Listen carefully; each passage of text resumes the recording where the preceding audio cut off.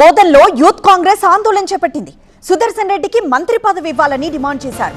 Water tank ఎక్కి youth Congress నిరసన తెలిపింది. పార్టీలోకి కొత్తగా వచ్చిన వారికి మంత్రి పదవులు ఇస్తున్నారని, పార్టీ కోసం కష్టపడిన సుదర్శన్ రెడ్డిని విస్మరించడం సరికాదనన్నారు.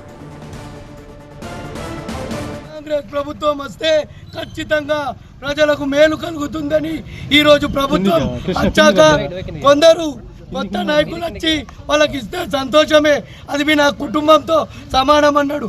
కానీ సీనియారిటీ గతంలో ఉమ్మడి ఆంధ్రప్రదేశ్లో మంత్రిగా ఉన్నప్పుడు కూడా మంత్రి పదవి చేస్తూ ప్రజలకు ఈ రాష్ట్రానికి ఏది కావాలో అది చేసిండు.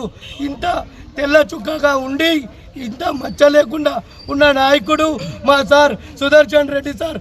అలాంటి నాయకుడి మంత్రి విస్తరణలో తీసుకోకుండా ఆయనకు బాధ పెడితే ఇక్కడ మేము అందరం బాధపడుతున్నాం.